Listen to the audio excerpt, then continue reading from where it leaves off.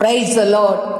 ஆண்டவராகிய இயேசு கிறிஸ்துவின் நாமத்தில் உங்களுக்கு என் அன்பின் வாழ்த்துதலை தெரிவித்துக் கொள்கிறேன். எனக்கு அருமையான தெய்வ பிள்ளைகளே, ஒவ்வொரு நாளும் இந்த யூடியூப் மூலம் உங்களை சந்திப்பதில் நான் மிகுந்த மகிழ்ச்சி அடைகிறேன். இந்த ஆடியோவை நீங்கள் கேட்டு தெய்வ ஆசீர்வாதத்தை பெறுவது மட்டுமன்றி, உங்களுக்கு அறிமுகமானவர்கள், உங்கள் நண்பர்கள், உங்கள் உறவினர்களுக்கும் இந்த ஆடியோவை அனுப்பி தேவனுடைய நாமத்தை மகிமைப்படுத்தும்படி உங்களை அன்புடன் கேட்டுக்கொள்கிறேன். இந்த நாளிலும் 2 நாளாகமம் 18ஆம் அதிகாரம் முதல் வசனம்.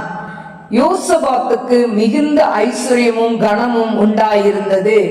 அவன் ஆகாவோடே சம்பந்தம் கலந்து சில வருஷங்கள் சென்ற பின்பு சமேரியாவில் இருக்கிற ஆகாவிடத்துக்கு போனான்.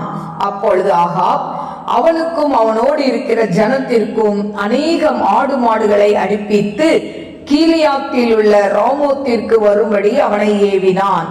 எப்படியெனில், இஸ்ரவேலின் ராஜாவாகிய ஆகாப் யூதாவின் ராஜாவாகிய யோசபாத்தை நோக்கி, கீலியாத்தில் உள்ள ராமோத்துக்கு என்னோட வருகிறீரா என்று கேட்டதற்கு அவன், நான் தான், நீர் என்னுடைய ஜனங்கள் உம்முடைய ஜனங்கள், உம்மோடே கூட யுத்தத்திற்கு வருகிறேன் என்றான். பின்னும் யோசபாத் இஸ்ரவேலின் ராஜாவை பார்த்து, கர்த்தருடைய வார்த்தையை இன்றைக்கு விசாரித்து அறியும் என்றான். அப்பொழுது இஸ்ரவேலின் ராஜா 400 தீர்க்கதரிசிகளை கூடி வரச் செய்து, நாங்கள் கீலியாத்தில் உள்ள ராமோத்தின் மேல் யுத்தம் பண்ண போகலாமா போகலாகாதா என்று அவர்களை கேட்டான். அதற்கு அவர்கள், போம், தேவன் ராஜாவின் கையில் அதை ஒப்பு கொடுப்பார் என்றார்கள்.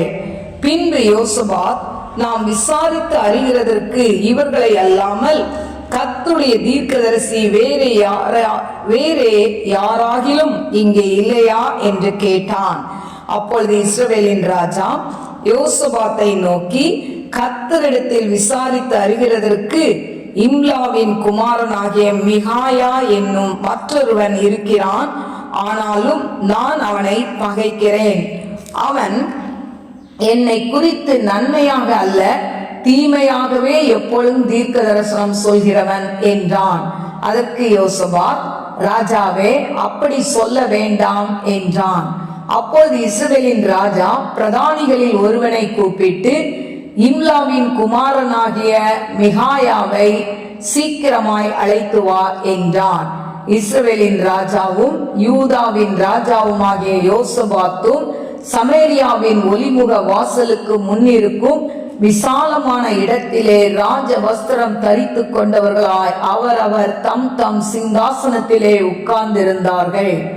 சகல தீர்க்கதரிசிகளும் அவர்களுக்கு முன்பாக தீர்க்க தரிசனம் சொன்னார்கள். கெனானாவின் குமாரனாகிய சிதேக்கியா தனக்கு இருப்பு கொம்புகளை உண்டாக்கி, இவைகளால் நீர் சீரியரை முட்டி நிர்மூலமாக்கி போடுவீர் என்று கர்த்தர் சொல்கிறார் என்றான். சகல தீர்க்கதரிசிகளும் அதற்கு இசைவாக தீர்க்க தரிசனம் சொல்லி, கீலியாத்தில் உள்ள ராமோத்திற்கு போ, உமக்கு வாய்க்கும், கர்த்தர் அதை ராஜாவின் கையில் ஒப்பு கொடுப்பார் என்றார்கள். மிகாயாவை அழைக்க போன ஆள் அவனுடனே பேசி, இதோ தீர்க்கதரிசிகளின் வார்த்தைகள் ஏக வாக்காய் ராஜாவுக்கு நன்மையாயிருக்கிறது. உம்முடைய வார்த்தையும் அவர்களில் ஒருவர் வார்த்தையை போல இருக்கும்படிக்கு நன்மையாக சொல்லும் என்றான். அதற்கு மிகாயா, என் தேவன் சொல்வதையே சொல்வேன் என்று கர்த்தருடைய ஜீவனை கொண்டு சொல்கிறேன் என்றான். அவன் ராஜாவினிடத்தில் வந்தபோது ராஜா அவனை பார்த்து, மிகாயாவே, நாங்கள் கீலியாத்தில் உள்ள ராமோத்தின் மேல் யுத்தம் பண்ண போகலாமா போகலாகாதா என்று கேட்டான். அதற்கு அவன், போங்கள், உங்களுக்கு வாய்க்கும், உங்கள் கையில் ஒப்பு கொடுக்கப்படுவார்கள் என்றான். ராஜா அவனை பார்த்து, நீ கர்த்தருடைய நாமத்திலே உண்மையை அல்லாமல் வேறொன்றையும் என்னிடத்தில் சொல்லாதபடிக்கு நான் எத்தனை தரம் உன்னை ஆணையிடுவிக்க வேண்டும் என்று சொன்னான். அப்பொழுது அவன், இஸ்ரவேலர் எல்லாரும் மேய்ப்பனில்லாத ஆடுகளைப் போல மலைகளில் சிதறப்படுவதை கண்டேன். அப்பொழுது கர்த்தர், இவர்களுக்கு எஜமான் இல்லை, அவரவர் தம் தம் வீட்டிற்கு சமாதானத்தோட திரும்ப கடவர்கள் என்றார் என்று சொன்னான். அப்பொழுது இஸ்ரவேலின் ராஜா யோசபாத்தை நோக்கி, இவன் என்னை குறித்து நன்மையாக அல்ல தீமையாகவே தீர்க்க தரிசனம் சொல்கிறவன் என்று நான் உம்மோடு சொல்லவில்லையா என்றான். அப்பொழுது அவன் சொன்னது, கர்த்தருடைய வார்த்தையை கேளுங்கள். கர்த்தர் தம்முடைய சிங்காசனத்தின் மேல் வீற்றிருக்கிறதையும் பரம சேனை எல்லாம் அவர் வலது பக்கத்திலும் அவர் இடது பக்கத்திலும் நிற்கிறதையும் கண்டேன். அப்பொழுது கர்த்தர் இஸ்ரவேலின் ராஜாவாகிய ஆகாப் கீலேயாத்தில் உள்ள ராமோத்தில் போய் விழும்படிக்கு அவனுக்கு போதனை செய்கிறவன் யார் என்று கேட்டதற்கு ஒருவன் இப்படியும் ஒருவன் அப்படியும் சொன்னார்கள். அப்பொழுது ஒரு ஆவி புறப்பட்டு வந்து கர்த்தருக்கு முன்பாக நின்று, நான் அவனுக்கு போதனை செய்வேன் என்றது. எதினால் என்று கர்த்தர் அதை கேட்டார். அப்பொழுது அது, நான் போய் அவனுடைய தீர்க்கதரிசிகள் எல்லாரின் வாயிலும் பொய்யின் ஆவியாய் இருப்பேன் என்றது. அதற்கு அவர், நீ அவனுக்கு போதனை செய்து அப்படி நடக்க பண்ணுவாய், போய் அப்படியே செய் என்றார். ஆனதினால் கர்த்தர் பொய்யின் ஆவியை இந்த உம்முடைய தீர்க்கதரிசிகளின் வாயிலே கட்டளையிட்டார். கர்த்தர் உம்மை குறித்து தீமையாக சொன்னார் என்றான். அப்பொழுது கெனானாவின் குமாரனாகிய சிதேக்கியா கிட்டே வந்து மிகாயாவை கன்னத்தில் அடித்து, கர்த்தருடைய ஆவி எந்த வழியாய் என்னை விட்டு உன்னோடே பேசும்படி வந்தது என்றான். அதற்கு மிகாயா, நீ ஒளித்துக் கொள்ள உள்ளறையிலே பதுங்கும் அந்நாளிலே அதை காண்பாய் என்றான். அப்பொழுது இஸ்ரவேலின் ராஜா, நீங்கள் மிகாயாவை பிடித்து அவனை பட்டணத்து தலைவனாகிய ஆமோனிடத்துக்கும் ராஜகுமாரனாகிய யோவாசிடத்துக்கும் திரும்ப கொண்டு போய் அவனை சிறைச்சாலையிலே வைத்து, நான் சமாதானத்தோட திரும்பி வரும் அளவும் அவனுக்கு இடுக்கத்தின் அப்பத்தையும் இடுக்கத்தின் தண்ணீரையும் சாப்பிட கொடுங்கள் என்று ராஜா சொன்னார் என்று சொல்லுங்கள் என்றான். அப்பொழுது மிகாயா, நீர் சமாதானத்தோட திரும்பி வந்தால் கர்த்தர் என்னை கொண்டு பேசினது இல்லை என்று சொல்லி, ஜனங்களே நீங்கள் எல்லாரும் கேளுங்கள் என்றான். பின்பு இஸ்ரவேலின் ராஜாவும் யூதாவின் ராஜாவாகிய யோசபாத்தும் கீலேயாத்தில் உள்ள ராமோத்துக்கு போனார்கள். இஸ்ரவேலின் ராஜா யோசபாத்தை பார்த்து, நான் வேஷம் மாறி யுத்தத்தில் பிரவேசிப்பேன், நீரோ ராஜ வஸ்திரம் தரித்திரும் என்று சொல்லி இஸ்ரவேலின் ராஜா வேஷம் மாறி யுத்தத்தில் பிரவேசித்தான். சீரியாவின் ராஜா தனக்கு இருக்கிற ரதங்களின் தலைவரை நோக்கி, நீங்கள் சிறியவரோடும் பெரியவரோடும் யுத்தம் பண்ணாமல் இஸ்ரவேலின் ராஜா ஒருவனோடே மாத்திரம் யுத்தம் பண்ணுங்கள் என்று கட்டளையிட்டிருந்தான். ஆதலால் ரதங்களின் தலைவர் யோசபாத்தை காண்கையில், இவன்தான் இஸ்ரவேலின் ராஜா என்று சொல்லி யுத்தம் பண்ண அவனை சூழ்ந்து கொண்டார்கள். அப்பொழுது யோசபாத் கூக்குரல் இட்டான். கர்த்தர் அவனுக்கு அனுசாரியாய் இருந்தார். அவர்கள் அவனை விட்டு விலகும்படி தேவன் செய்தார். இவன் இஸ்ரவேலின் ராஜா அல்ல என்று ரதங்களின் தலைவர் கண்டபோது அவனை விட்டு திரும்பினார்கள்.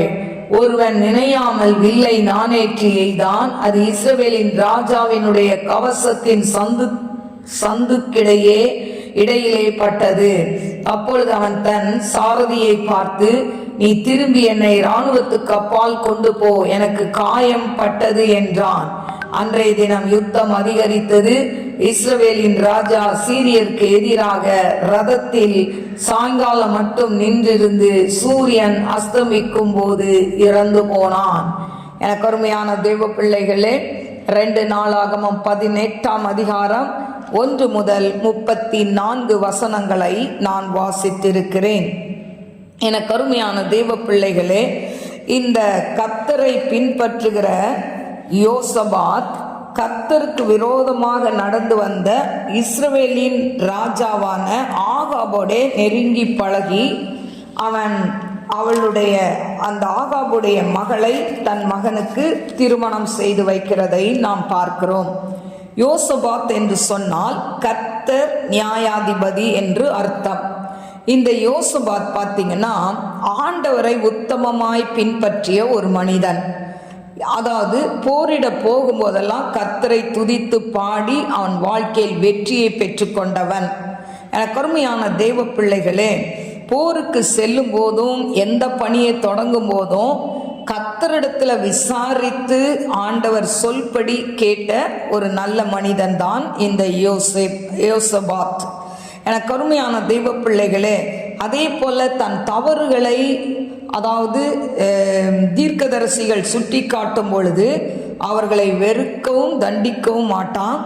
அப்படிப்பட்ட ஒரு நல்ல ராஜா இந்த யோசபாத். அது மட்டுமல்ல, மக்களை கர்த்தரிடம் முழுமையாய் அவன் திருப்பினான், அவர்களை துதிக்க வைத்தான். ஆண்டவர் கிருபை, அதாவது கர்த்தருடைய கிருபையின் மேல் விசுவாசம் வைக்கும்படியாய் அவர்களை ஏவினான். ஊக்கமாக அவன் ஜெபிக்கிற ஒரு நல்ல ஒரு ஜெப வீரனாயிருந்தான். அது மட்டுமல்ல, தேவன் கொடுத்த பதிலையும் அவன் நம்பி நடந்தான். அது மட்டுமல்ல, இந்த யோசபாத் அவன் படைக்கு முன்பாக செல்வதற்கு கர்த்தரை துதிக்கும் பாடற் குழுவை ஏற்படுத்தினானாம். இப்படி ஒரு நல்ல ராஜாவான இந்த யோசபாத், அவனுடைய பெற்றோர்கள் யாருன்னு சொன்னா ஆசா, அசுபால் என்று அவங்க பெற்றோர்கள் பெயர். இப்படிப்பட்ட யோசபாத் அவன் கர்த்தருக்கு உண்மையா இருந்தவன்.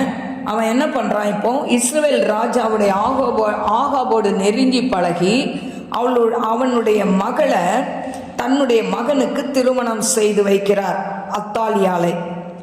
இப்போ திருமணம் செய்து வைத்த பிறகு இவனுடைய ஆகாப் ராஜாவுடைய மகன் இறந்து போகிறான்.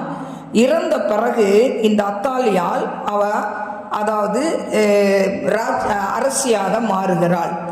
அரசியாக மாறி இந்த யூதாக்குள்ள நுழைந்து, அது மட்டுமல்ல, இவளுடைய பல தெய்வ வணக்கங்கள் இந்த யூதா தேசத்துக்குள்ள நுழைகிறதை நாம் பார்க்கிறோம்.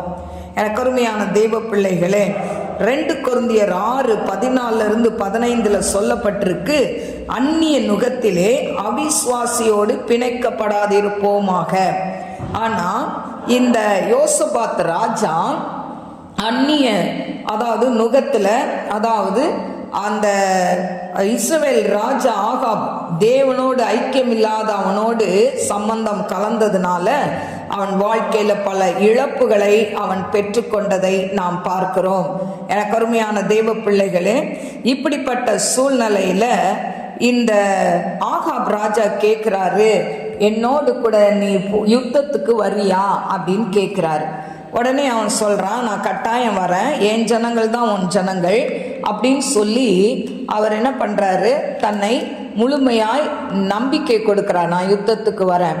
எங்க யுத்தத்துக்கு போறாங்க, கீலியாத்தில் உள்ள ராமோத்தின் மேல் யுத்தம் பண்றதுக்கு போறாங்க. அதாவது சீரியா நாட்டோடு யுத்தம் பண்ண போகணும். அப்போ இந்த யோசபாத்து நாம் ஆண்டர்கிட்ட விசாரிக்கலாம் அப்படின்னு சொல்லி விசாரிக்கும் போது பல தீர்க்கதரிசிகள் ஒன்று போல அவங்க என்ன சொல்றாங்க, அதாவது அவங்க பதில் சொல்றாங்க, ராஜா நீங்க போங்க, நீங்க யுத்தத்துல ஜெயிச்சிருவீங்க அப்படின்னு சொல்றாங்க. அப்போ இந்த யோசபாத் கேட்கிறாரு, கர்த்தரிடத்துல விசாரித்து அறிகிறதற்கு வேற யாரும் இல்லையா, ஒரு தீர்க்கதரிசி இல்லையா அப்படின்னு இந்த யோசபாத், ஏன்னா இவன் ஆண்டர் மேல நம்பிக்கை உள்ளவன். அப்போ கேட்கும்போது மிகாயான்னு ஒரு தீர்க்கதரிசி இருக்கிறான், அவன் எப்பவுமே எனக்கு நல்லதை சொல்ல மாட்டான், கெட்டதை தான் சொல்லுவான் அப்படின்னு சொன்னோடனே இந்த யோசபாத் சொல்றாரு, அப்படிலாம் சொல்லாதீங்க, அவனை கூப்பிடுங்கன்னு சொன்னோடனே அவனை சிறைச்சாலையிலேருந்து கொண்டு வராங்க. இப்போ கொண்டு வந்த உடனே இந்த மிகையா தீர்க்கதரிசி வரும்போதே அந்த கொண்டு வந்த ஆட்கள் சொல்றாங்க, எல்லாருடைய வார்த்தையும் ஒன்று போல இருக்கு, எல்லா தீர்க்கதரிசியும் ஒன்னா என்ன பண்றாங்க, தீர்க்க தரிசனம் சொல்றாங்க, அது ராஜாவுக்கு ரொம்ப பிரியமா இருக்கு, நீயும் அதை மாதிரி சொல்லிட்டு போயிரு அப்படின்னு சொல்றாங்க. உடனே இவன் சொல்றான், இல்லை இல்லை, நான் ஆண்டவர் எதை சொல்றாரோ, கர்த்தரின் இடத்துல எதை சொல்றாரோ அதை தான் சொல்வேன்னு சொன்ன உடனே இவங்க இப்போ ராஜாவுக்கு முன்னால கொண்டு நிறுத்தப்படுறாங்க. இப்போ அதாவது அவங்க 2 பேரும் சிங்காசனத்துல, அதாவது ஆகாப் ராஜாவும் யோசபாத் ராஜாவும் உட்கார்ந்துருக்காங்க. இப்போ போய் இவர் தீர்க்க தரிசனம் சொல்லும் போது இவன் சொல்றான், முதலாவது எடுத்த உடனே, நீங்க என்ன பண்ணுங்க, யுத்தத்துக்கு போங்க, ராமோத் மேல யுத்தம் பண்ண போங்க, நீங்க ஜெயிச்சிருவீங்க, ஆண்டவர் அவங்க அதாவது அவங்கள உங்க கையில ஒப்பு கொடுப்பாரு இப்படின்னு சொல்றான். உடனே இந்த ஆகாப் ராஜா சொல்றான், நீ எத்தனை தடவை இப்படி பொய் சொல்லாதன்னு சொல்றது, நீ உண்மையை சொல்லு, போலாமா வேண்டாமா, பொய் சொல்லாம சொல்லு. உடனே அவன் சொல்றான், இல்லை நீ யுத்தத்துக்கு போனால் ஜெயிக்க மாட்ட, நீ இறந்து போயிடுவ, நான் அந்த தரிசனத்தை பார்த்தேன், கர்த்தர் தம்முடைய சிங்காசனத்தின் மேல் வீற்றிருக்கிறதையும் பரம சேனையெல்லாம் அவர் வலது பக்கத்திலும் இடது பக்கத்திலும் நிற்கிறதையும் நான் பார்த்தேன், அதனால நீ போனேன்னா நீ என்ன பண்ணிடுவ, அங்கே மடிஞ்சு போயிடுவ, ஆனால் திரும்பி வரமாட்ட அப்படின்னு சொல்லும்போது உடனே இவன் யோசபாத் ராஜா கிட்ட சொல்கிறான், பத்தியா நான் இதான் சொன்னேன், இவன் எனக்கு சாதகமாகவே தீர்க்க தரிசனம் சொல்ல மாட்டான்னு சொன்னேன் அப்படின்னு சொல்லிட்டு அவன் சொல்கிறான். அப்போ இந்த மிகையா தீர்க்கதரிசி திரும்பவும் சொல்கிறான், அதாவது ஆண்டவர் சமூகத்தில் போய் என்ன பண்ணுறான், பிசாசு உத்தரவு கேட்டு கொண்டான். அதாவது 20ஆம் வசனத்தில் சொல்லப்பட்டிருக்கு, 2 நாளாகமம் 18:20 சொல்லப்பட்டிருக்கு, அப்பொழுது ஒரு ஆவி புறப்பட்டு வந்து கர்த்தருக்கு முன்பாக நின்று நான் அவனுக்கு போதனை செய்வேன் என்றது. எதினால் என்று கர்த்தர் அதை கேட்டார். அப்பொழுது அது நான் போய் அவனுடைய தீர்க்கதரிசிகள் எல்லாரின் வாயிலும் பொய்யின் ஆவியாய் இருப்பேன் என்றது.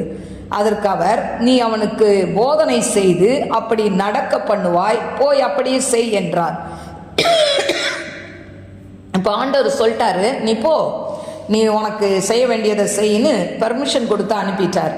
இப்போ அந்த அந்த அதாவது அந்த பிசாசின் ஆவி, பொய்யின் ஆவி வந்து எல்லார் வாயிலையும் இப்போ பொய் சொல்ல வச்சிருச்சு. எல்லாரும் ஒன்று போல பொய் சொல்லி முடிச்சிட்டாங்க. ஆனால் உண்மையை சொன்ன இந்த மிகையாவுக்கு பாராட்டு கிடைக்கல. அதுக்கு பதிலாக இவனை கொண்டு போய் சிறையில் அடையுங்க, நான் திரும்பி வராலும் அவனுக்கு இடுக்கத்தின் அப்பத்தையும் இடுக்கத்தின் தண்ணீரையும் கொடுங்க அப்படின்னு சொல்லிட்டு இந்த ராஜா சொல்லிட்டு போயிடுறாரு. இப்போ யுத்தத்துக்கு போகிறாங்க. அப்போ மிகையா சொல்கிறாரு, நீ யுத்தத்துக்கு போயிட்டு திரும்பி நீ ஜெயிச்சு வரமாட்ட, அப்படி வந்தீன்னா நான் சொன்ன தீர்க்க தரிசனம் போய் இதை வந்து ஜனங்களே நீங்கள் கேளுங்க அப்படின்னு சொல்லிட்டு இவனை ஜெயிலில் கொண்டு போட்டுறாங்க இந்த மிகையா தீர்க்கதரிசியை. இப்போ இந்த சீரியா ராஜா வந்து இப்போ பார்த்தீங்கன்னா இந்த இஸ்ரவேல் ராஜா சொல்கிறாரு யோசபாத்துக்கிட்ட, நம்ம வேஷம் மாறிக்கலாம், நான் சாதாரணமாக அதாவது ஒரு ட்ரெஸ்ஸை நான் போட்டுக்கிறேன், நீ என்ன பண்ணு, என் வஸ்திரத்தை ராஜ வஸ்திரத்தை தரிச்சிக்கோ அப்படின்னு சொல்லி இப்போ வேஷம் மாறி யுத்தத்துக்கு போகிறாங்க. ஏன்னா இவன் இஸ்ரவேல் ராஜானா இவனை வந்து குறி வச்சு தாக்குவாங்கன்னு சொல்லி இவன் என்ன பண்ணுறான், ஒரு அதாவது நான் மாறுவேடத்தில் வரேன் அப்படின்னு சொல்லிட்டு இந்த அதாவது யோசபாத்துக்கிட்ட சொல்லி இப்போ 2 பேரும் வேஷம் மாறி போகிறாங்க. ஆனால் சீரியா ராஜா என்ன சொல்கிறாருன்னா, நீ அதாவது அவங்க படைத்தலைவர் படையில் போகிறவங்க கிட்ட சொல்கிறாங்க, என்ன சொல்கிறாரு, ரதங்களின் தலைவரை நோக்கி இந்த சீரியா ராஜா சொல்கிறார், நீங்கள் சிறியவரோடும் பெரியவரோடும் யுத்தம் பண்ணாமல் இஸ்ரவேலின் ராஜா ஒருவனோட மாத்திரம் யுத்தம் பண்ணுங்கள் என்று கட்டளையிட்டு இருந்தான். ராஜா கிட்ட மட்டும் யுத்தம் பண்ணு, மற்றவங்களெல்லாம் ஒன்றும் நீ தொடாத அப்படின்னு சொல்லி அனுப்பியிருந்தாங்க. இதனால அந்த சீரியா படையில் உள்ள எல்லாரும் இஸ்ரவேல் ராஜாவை குறி வைக்கிறாங்க. இப்போ இஸ்ரவேல் ராஜாவா யாரு அதாவது மாறி இருக்கிறா, யோசபாத். அப்போ யோசபாத்தை வச்சு குறி வைக்கிறாங்க. உடனே யோசபாத் பயந்து என்ன பண்ணிடுறான், கத்திடுறான். கத்தின உடனே இவன் ராஜா இல்லைன்னு தெரிஞ்ச உடனே ஜனங்கள் அப்படியே திரும்பிடுறாங்க. அப்படியே வேறு பக்கமாக திரும்பி அப்படி அவங்க மற்றவங்களோட சண்டை போடும்போது அதில் பார்த்தீங்கன்னா ஒரு ரதத்தின் தலைவர் அவன் என்ன பண்ணுறான், அதாவது இவன் இஸ்ரவேலின் ராஜா அல்ல என்று ரதங்களின் தலைவர் கண்டபோது அவனை விட்டு திரும்பினார்கள். இப்போ அவனை விட்டுட்டாங்க யோசபாத்தை. ஆனால் நினையாத வேளையில் ஒரு வில்ல நானேற்றி ஒருத்தன் எய்யும்போது அது இஸ்ரவேலின் ராஜாவுடைய கவசத்தின் சந்துக்களிடையிலே பட்டது. அவன் போட்டிருக்கிற கவசத்தில் ஒரு லைட்டாக ஒரு சந்து இருக்குது, அது வழியாக போய் அப்பொழுது அவன் தன் சாரதியை பார்த்து, நீ திரும்பி என்னை இராணுவத்துக்கு அப்பால கொண்டு போ, எனக்கு காயம் பட்டது என்றான்.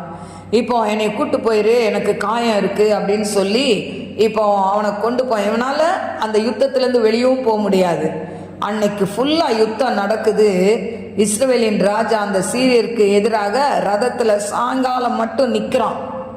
ஆனால் நின்று கடைசியில் சூரியன் அஸ்தமிக்கும் போது அவன் இறந்து போனான் என்று சொல்லப்பட்டிருக்கு. எனக்கு அருமையான தெய்வ பிள்ளைகளே, உண்மையாய் கர்த்தர் சொல்கிற வார்த்தைகள் அது நிறைவேறும். அல்லேலூயா.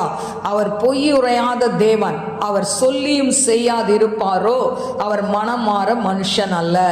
அப்போ மிகையா தீர்க்கதரிசியின் மூலம் சொல்லப்பட்ட அந்த வார்த்தை நிறைவேறுகிறதை நாம் பார்க்கிறோம். இன்றைக்கும் இந்த உலகத்துல நம்ம உலகத்தோடு மிங்கிளாகும் போது அநேகர் நமக்கு ஆதரவாய் இருப்பார்கள். ஆனால் உலகத்தை விட்டு நாம், அதாவது ஆண்டவருக்கு உண்மையாய் இருக்கும் பொழுது நம்ம மேல அநேகர் பகைப்பார்கள். அநேகருடைய அதாவது உறவுகளை நாம் இழக்க நேரிடும். ஆனாலும் என்ன நேர்ந்தாலும் நாம் கர்த்தருக்கு உண்மையாய் இருக்கும் பொழுது கர்த்தர் நம் வாழ்க்கையில் பெரிய காரியங்களை செய்வார். கண்களை மூடி நாம் ஜெபிப்போம். ஸ்தோத்திரிக்கிறேன் ஆண்டவரே, மகா பரிசுத்தமுள்ள நல்ல தகப்பனே, உம்மை நந்தியோடு ஸ்துதிக்கரபரபலபரபா ஷபரபலபரபல ரிபாக்கரபலபரபா தீரபா லபௌரியா கரபா. யோசபாத் ஆண்டவரே எவ்வளவு உமக்கு உண்மையாய் வாழ்ந்தாலும் ஆண்டவரே அநேக கர்த்தாவே மேடைகளையும் சிலைகளையும் ஆண்டவரே அப்பா தகர்த்து போட்டாலும் ஆண்டவரே அப்பா திருமணம் என்று வரும் பொழுது தன் மகனுக்கு ஆண்டவரே அந்நிய நுகத்துல போய் அவன் ஆண்டவரை ஈடுபடுகிறதை பார்க்கிறோம். இதனால் அவன் வாழ்க்கையில எத்தனையோ இழப்புகளை சந்திக்கிறதை பார்க்கிறோம். ஆண்டவரே உமக்கு நன்றி சொல்லி துதிக்கிறேன் ஆண்டவரே. ஓ ரபா லிபா கரபா தீரபா கரபா. இதை கேட்டுக்கொண்டிருக்கிற அன்பு பிள்ளைகள் ஆண்டவரே உமக்கென்று கடைசி மூச்சு வரைக்கும் உமக்கென்று உண்மையாய் ஜீவிக்க கிருபை கொடுங்கப்பா. யார் யார் ஆண்டவரே இடையில தகப்பனே உண்மையில குறை சொல்லி குற்றம் சொல்லி ஆண்டவரே எனக்கு என்ன செய்தார் என்று சொல்லி ஆண்டவரை விட்டு தூரமாய் போயிருக்கிற ஒவ்வொரு பிள்ளைகளையும் தொடுவீராக டாடி. ஐ லோ த ரைக்கன் ஷலோ ருபேகரபா. ஆண்டவரே உம்மை விட்டு பின்மாற்றத்தில் போயிருக்கிற ஒவ்வொரு பிள்ளைகளையும் தொட்டு ஆண்டவரை இந்த புதிய ஆண்டுல மறுபடியும் உம்முடைய சமூகத்தில் அவர்களை கொண்டு வர வேண்டுமாறு ஜெபிக்கிறேன் ஆண்டவரை. அப்பா மிகையாவை போல உண்மையான தீர்க்கதரிசிகளை ஆண்டவரை அப்பா கொடுமைப்படுத்துகிற ஆகாபை போல இருக்கிற ஆண்டவரே ஜனங்களை ரட்சிப்பீராக டாடி. ரிபா லாகாரா துமி லபோ ஷல் பிஹோத நைகரபா. இந்த நாளில் இதை கேட்டுக்கொண்டிருக்கிற ஒவ்வொரு பிள்ளைகளையும் ஆண்டவரே அவங்க வாழ்க்கை மாறட்டும். ஆண்டவரே உமக்கு பிரியமுள்ள வாழ்க்கையாய் மாறட்டும். ஆண்டவரே இந்த உலக ஆசீர்வாதத்துக்காக உலக ஐஸ்வர்யத்துக்காக ஆண்டவரே அந்நிய நுகத்துல போய் தன் பிள்ளைகளுக்கு ஆண்டவரே வரன் பார்க்காதபடி ஆண்டவரே அப்பா தகப்பனே உமக்கு பயந்து நடக்கிற பிள்ளைகளை அப்பா தகப்பனே தன் பிள்ளைகளுக்கு துணையா ஏற்படுத்தி கொடுக்க நீர் கிருபை தர வேண்டுமாறு ஜெபிக்கிறேன் ஆண்டவரே. உம்முடைய அன்பின் கரத்துல தாழ்த்துகிறப்பா. இந்த ஆண்டு திருமணமாகாத ஒவ்வொரு பிள்ளைகளுக்கும் ரட்சிக்கப்பட்ட ஆண்டவரே பிள்ளைகளுக்கு ரட்சிக்கப்பட்ட வாழ்க்கை துணையை கொடுப்பீராக டாடி. ஐ ஷல் பி ஓத நாய் கரபா. நன்றி ஆண்டவரே. உம்முடைய அன்பின் கரத்துல உம்முடைய பிள்ளைகளை தாழ்த்தி ஒப்பு கொடுக்கிறப்பா. ஆசீர்வதிங்க. குழந்தை இல்லாத பிள்ளைகளுக்கு குழந்தை பாக்கியத்தை கட்டளையிடுங்க டாடி. உங்க நாம மாத்திரம் மகிமைப்படட்டும். ஆவியானதாமே பெரிய காரியங்களை செய்யுங்க. இயேசுவின் நாமத்தில் கேட்கிறேன் பிதாவே, ஆமென். God bless you. God bless you.